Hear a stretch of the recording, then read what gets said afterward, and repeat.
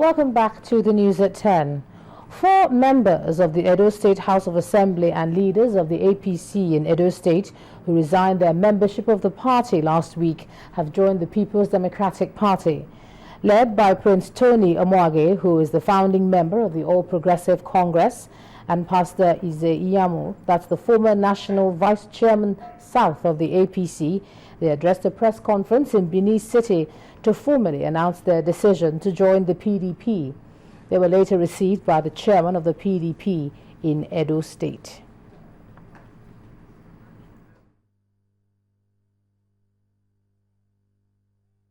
First Bank, truly the first.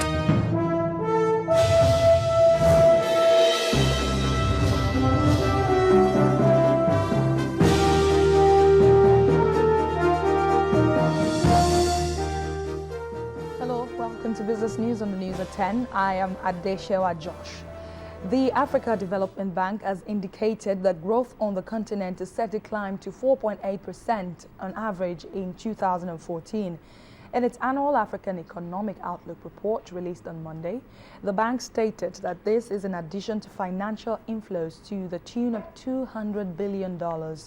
It forecast economic growth across the continent would reach 5.7% on average in 2015, and that will compare with 3.9% last year.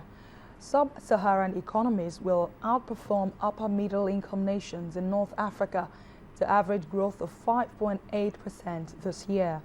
The continent, however, is still facing some major challenges like armed conflict in some nations. Customers of Koschari's Motors were at the weekend given a treat to test drive latest models of Range Rover, Land Rover and Jaguar automobile brands. The Koschari's Ride and Drive project is done in partnership with Range Rover partners from South Africa and Virgin Atlantic.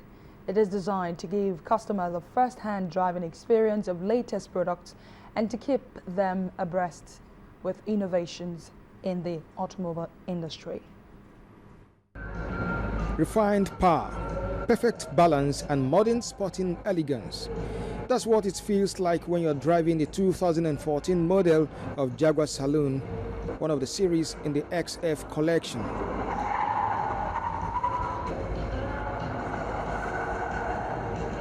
These and other latest ranges of Range and Land Rover brands are being test-driven by customers of Koschari's Motors.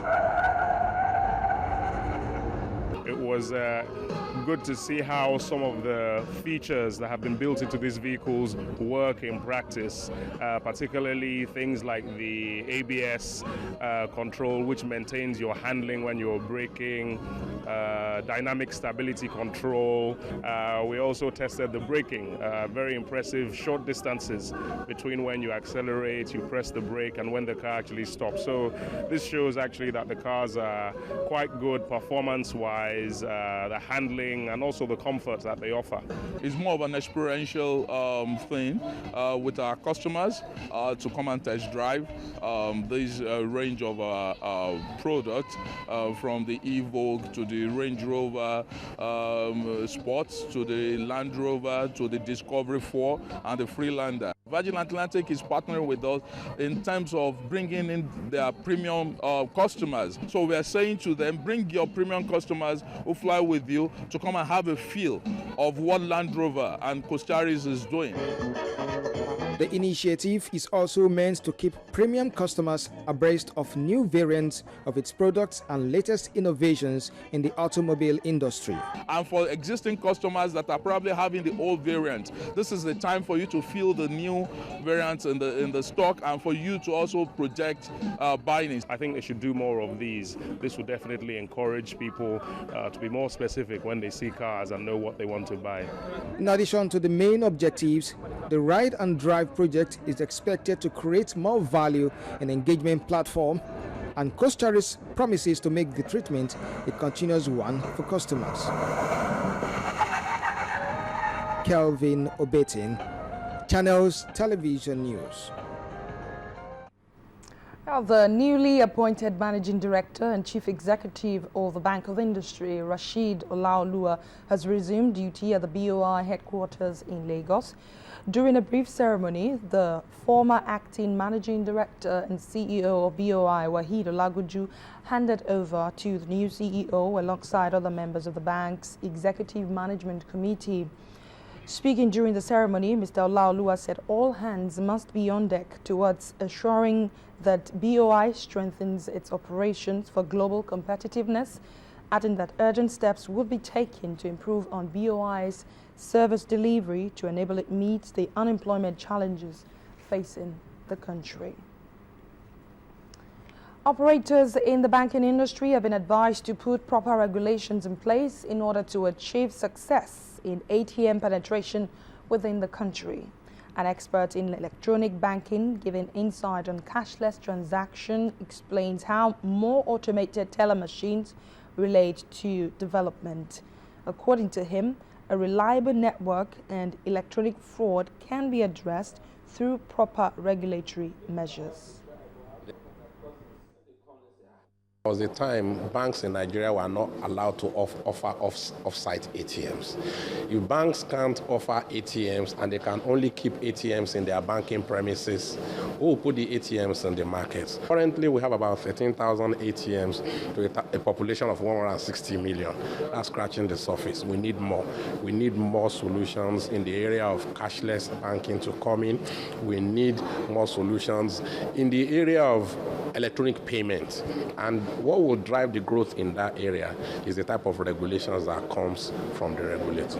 Once networks are reliable, power is reliable, the ATMs will function effectively. If the dirty power gets to the ATM, it will damage the ATM. Then customers will start complaining. Another challenge that we have is in the area of electronic fraud. And that's one challenge where a lot of people feel we cannot use the ATMs because there's a lot of fraud coming in. But there's a good policy that came from the CBN that anti-skimming devices must be attached to the ATM such that nobody can clone any other person's card. That's a very long. Trading at the Nigerian equities market ended in the negative territory today as the key index slipped 0.03% to close at 39,007.4 points. Loretta Chiogo tells you.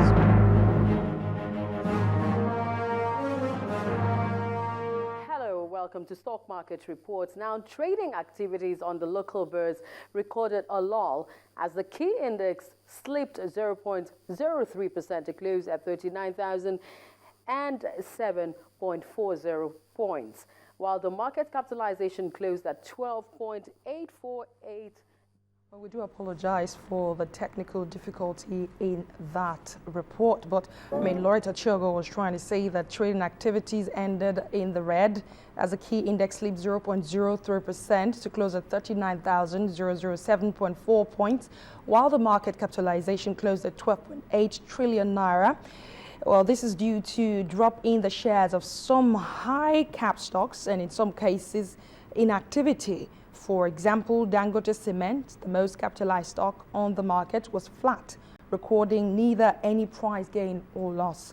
On the advances list, Nigeria Breweries stopped with 1 naira 45 kobo, following behind our Guinness and Flour Mill with 1 naira each.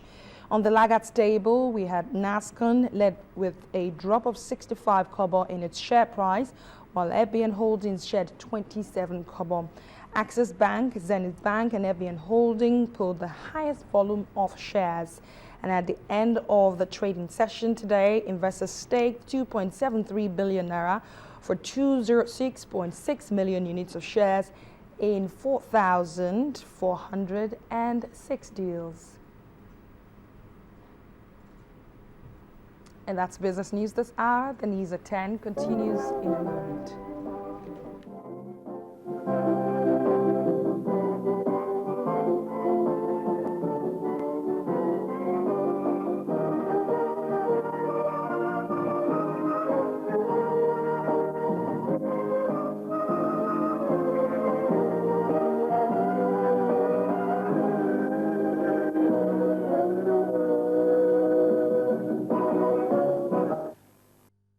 First Bank, truly the first. Well, the trial continued today at the Lagos High Court Ikeja in the case against the former managing director of the defunct Afrobank PLC, Sebastian Adigwe, who allegedly connived with some others to grant fictitious loans totaling 26 billion naira. An investigating police officer, Mr. Emmanuel Al-Hassan, gave the court details of how the fictitious loans were granted without security. Mr. Adigwe was arraigned alongside Osa Osunde, Jibrin Issa, Issa Zailani, Chinedu Onya, Henry Arugundade, and Peter Ololo before Justice Olabisi Akinlade on a 36-count charge bordering on conspiracy, stealing, and receiving stolen property. The commission alleged that the stolen money was fraudulently converted to the use of Ale Securities Limited, Asset Management Nominees Holding Limited, and Falcon Securities Limited, all belonging to the defendants. Still ahead on the news at 10, the English Premier League side Manchester United appoint new Dutchman Louis van Gaal as manager. That's on sports. Please stay with us.